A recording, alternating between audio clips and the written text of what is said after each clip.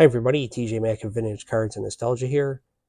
And I just got back on Friday from my trip to New York City for work. Everything went very well, but it's good to be home. I've been looking forward to doing a video about a card I'm excited to add to my AFL collection. Now, some of you know I'm a big fan of the American Football League and its history. Growing up in the Buffalo area, I learned about the great Carlton Cookie Gilchrist and his impact and not only the fortunes of the Buffalo Bills, but to the success of the AFL. He was the AFL's version of Jim Brown, standing at 6'3" and 251 pounds. He was a huge man in his day, and especially for a running back. To give you an idea, Brown was 6'2" and 232 pounds. Both were very fast and powerful runners. Now here you see a photograph I printed of Cookie from the 1964 AFL Championship game won by the Bills against the Chargers. And Gilchrist is running down the field, which is all tattered, and the uniforms are all muddy. Just a great vintage football image. And this game was played in Buffalo's War Memorial Stadium, which was known as the Rock Pile, because it was so poorly maintained. Brock Yates of Sports Illustrated jokingly wrote in 1969 that the stadium looks as if whatever war it was a memorial to had been fought within its confines. Fans would grill hot dogs in the aisles during the games, and it was just a chaotic scene. And this is just a great old photo of vintage football at its best. Now, Gilchrist signed with the AFL when he was 27 years old. That's a time when many running backs are coming out of their prime and on the downside of their career. And he played there from 1962 to 1967. He won the MVP in his first season in 62. He was the league's first 1,000-yard rusher. He won 2 rushing titles and led the league in rushing touchdowns for 4 straight years. Now, Cookie was selected to the all-time AFL second team as a running back. Now, the Football Hall of Fame in Canton is called the Pro Football Hall of Fame, but there is an obvious bias towards players who played in the NFL. There's little doubt in my mind that Cookie, had he played his whole career in the NFL, would be a Hall of Famer. He was a freak athlete as a kid when he played varsity football in just the 8th grade. Now, as a junior, he was a superstar at Hardwick High School in Natrona Heights, Pennsylvania, where in 1953 he led the team to his league's championship. And after he finished his junior year, the 18-year-old Gilchrist signed a contract with the NFL's Cleveland Browns after their legendary coach, Paul Brown, became aware of his dominance and desire not to play college football. I read a couple of accounts of what happened.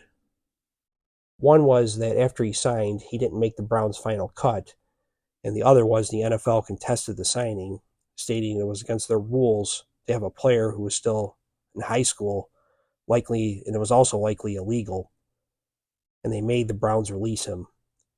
Either way, Cookie left the team and ended up playing rugby in Canada. He played in the Ontario Rugby Football Union for the Sarnia Imperials in 1954 and the Kitchener-Waterloo Dutchmen in 1955. In 1958, the CFL started up. It's known as the Canadian Football League, of course, and it's still around to this day. And Cookie was with the Saskatchewan Roughriders, and there he had his best rushing season in Canada with over 1,200 yards. And I want to show you this awesome card that I acquired from my collection.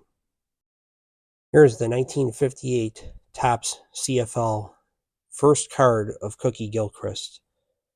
Now, in 1958, Topps issued its first set with cards of exclusively Canadian teams. The design looks just like the 58 Topps NFL football set, as you can see with the Jim Brown right next to him. And that's Brown's rookie card. There were 88 cards in the CFL set. Now, I'm going to talk a little bit about how many of these cards are graded, the price, and quality of this card, because it's not one you're likely very familiar with, and it may add to your knowledge of this card and issue. It's not something I typically always do unless, again, it's a teaching point, and it's not a flex or anything by that means. I don't buy cards that are that expensive compared to many. This card, though, does not come up for sale frequently, either graded or ungraded. Right now, there's only one 1958 CFL Gilchrist for sale, and it's an autograph copy. Now, PSA and SGC have graded about 53 of this card combined. There are only 6 in PSA 5. Now, this card, it can be difficult to find with nice registration, decent centering, and good color, and I'm very happy with the one I acquired for my collection. Now, to give you an idea what it sells for, I paid about $112 with shipping and tax. Now, the Gilchrist card is the most valuable and desired card from the set. I also wouldn't mind adding quarterback Frank Tripucka at some point as well. He played in both the NFL and AFL, and he has a very interesting story, which I'll save for another day. Now, I tried to find the photo that was used for this card, but could not locate it online. Interestingly, he isn't wearing a number, which makes me think it was taken in practice. Who knows? It could have even been taken when he was with the Browns. I plan on doing more research to find that out. I can see the backs of both cards are very similar. The Brown card has statistics on the back, where the Gilchrist doesn't, and the Gilchrist is also both in French and English, which is typical for cards that were issued in Canada, being it's a French-English speaking country.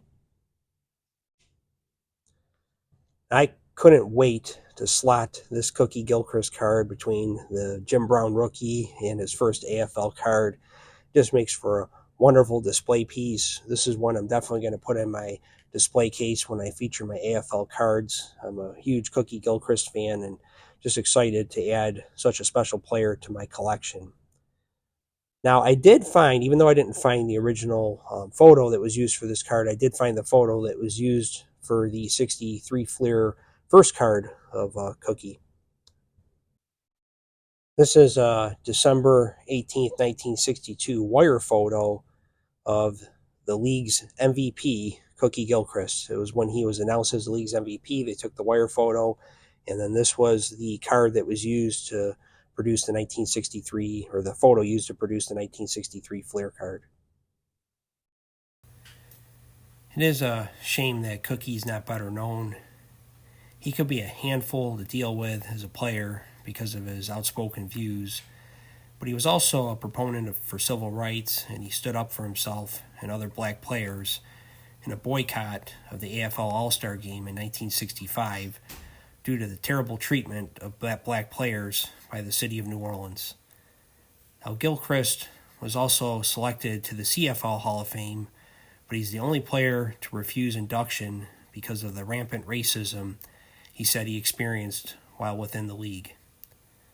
The charismatic and outspoken Gilchrist said one time that he told Jim Brown to his face that if I stayed with the Browns, nobody would have heard of you. Now, Cookie was obviously exaggerating that no one would have heard of Jim Brown, but I do wonder if the Browns would have drafted Jim Brown had Cookie stayed with the team. Well, that's all I have for today, and I hope everybody has a great week.